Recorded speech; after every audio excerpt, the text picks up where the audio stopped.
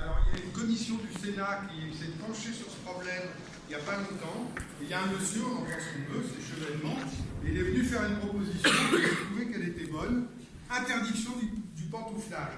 Quand on choisit le service public, on s'interdit de pantoufler dans des entreprises sur lesquelles on a exercé un contrôle, soit dans les postes administratifs, dans les services, dans les cabinets. Je ne vois pas pourquoi l'État consacrerait beaucoup de moyens à former des gens qui constituent le gratin d'élite. Pour quelques années plus tard, ces jeunes personnes se trouvent happées par des entreprises qui leur accorderaient des niveaux de rémunération plus importants. Voilà, donc interdiction du pantouflage.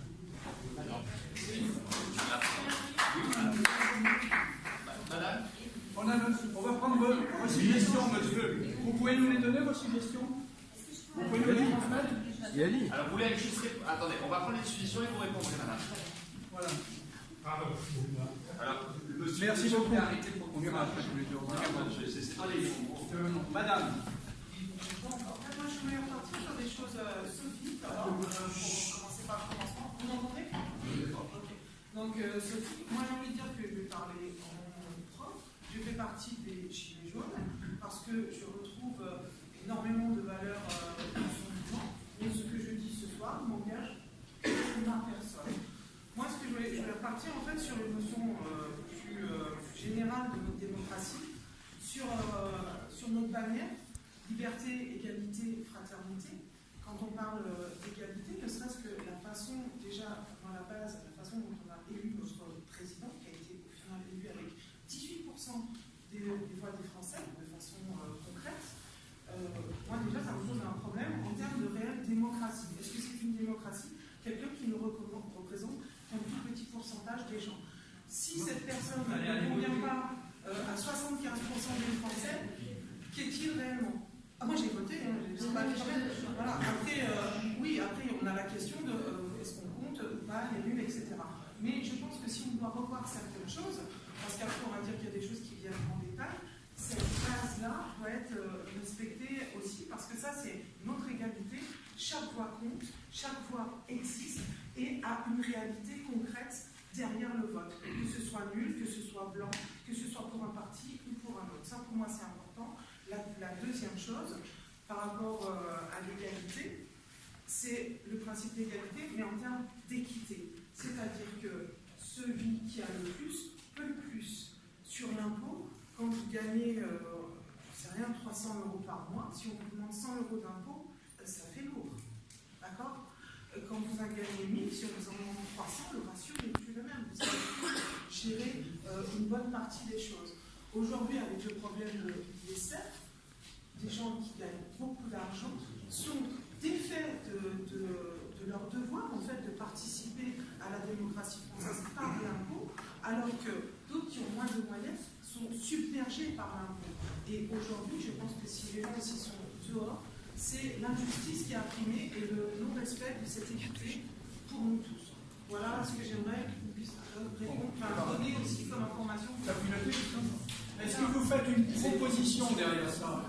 Oui, pour qu'il y ait plus de démocratie dans notre pays, puisque c'est le sujet numéro 1. Qu'est-ce que vous proposez? Moi, j'aimerais qu'un président soit élu avec plus de la moitié des votes de tous les Français.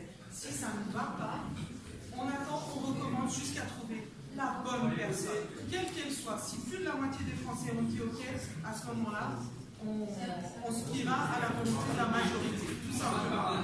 En véritable démocratie. Pour moi, c'est ça la démocratie. Madame, Christian, ça va? Madame propose donc qu'au premier tour, il y ait un président de la République élu avec plus de 50% des voix. On donne des propositions, on n'est pas là, c'est ça qui est. Et encore une fois.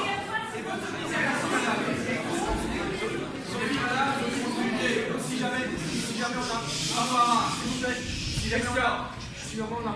on n'a pas 50%, on fait quoi? S'il n'y a pas plus de 50% des voix, on fait quoi? Qu'est-ce qu'on fait? Vote, on annule. On recommence. Et si ça n'est pas la bonne personne, on choisit une autre personne. On reprend les mêmes et on recommence, voilà, on les enlève et on reprend les mêmes. Pas les mêmes. Il faut que les gens soient entièrement fédérés sur une personne. Tu vas changer de personne. D'accord. Parce que si cette personne ne convient pas à plus de la moitié des Français, il ne peut pas se représenter aux nouvelles élections, c'est ça? Bien, on a noté l'idée de madame, on n'est pas là pour juger. Qui avait demandé la parole après? Alors, monsieur et madame après. Monsieur, nous vous écoutons. Bonsoir, je n'ai pas trop l'habitude Mais c'est pas grave, monsieur, nous d'intervenir dans non les plus. débats, mais j'ai voulu être là parce que la France est un pays démocratique. Moi, je suis un homme du monde, je connais beaucoup de pays, et on ne se rend pas compte à quel point ici, c'est libre. Non, c'est pas libre.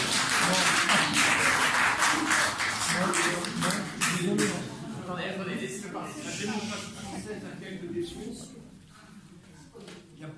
Moi, je pense qu'une des propositions importantes, c'est d'augmenter le système de contrôle de nos élites, de nos champs parlementaires, de l'ensemble des gens qui représentent les élus locaux, les élus régionaux, etc.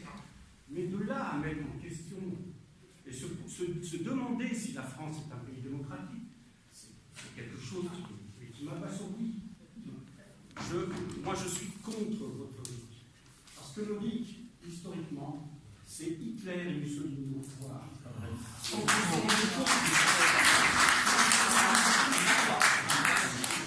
Après, qu'il faille une meilleure analyse de la démocratie française, une meilleure discussion par rapport à l'ensemble, pourquoi pas, j'ai rien contre. Mais ne mettez pas en cause ça. Parce que remettre ça en cause, c'est remettre en cause l'Europe. Et si vous remettez en cause l'Europe, vous aurez la guerre. C'est comme ça que ça se passe. Alors là, n'importe quoi. C'est n'importe quoi. Abominable. Attendez.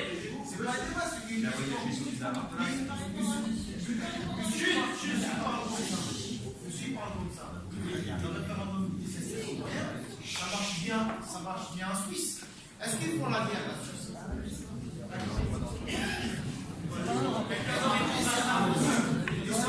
Moi, je pense honnêtement qu'on devrait être un exemple pour le monde. Franchement, la France, elle sait tout faire. On a de super capacités. Seulement depuis 30 ou 40 ans, le gouvernement, il nous assassine, il nous étrangle.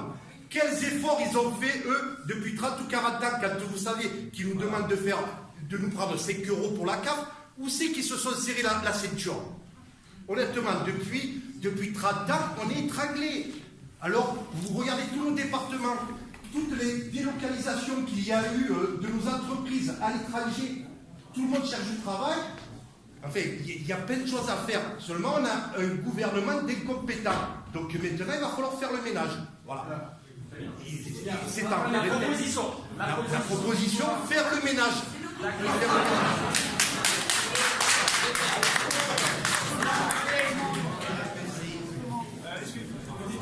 Faire le ménage, comment? Au niveau du gouvernement, S'il vous plaît. c'est en démocratie. La démocratie, c'est les citoyens qui décident. Et on a des milliers de personnes qui sont mortes pour cette démocratie, voire même peut-être vraiment des milliers de personnes.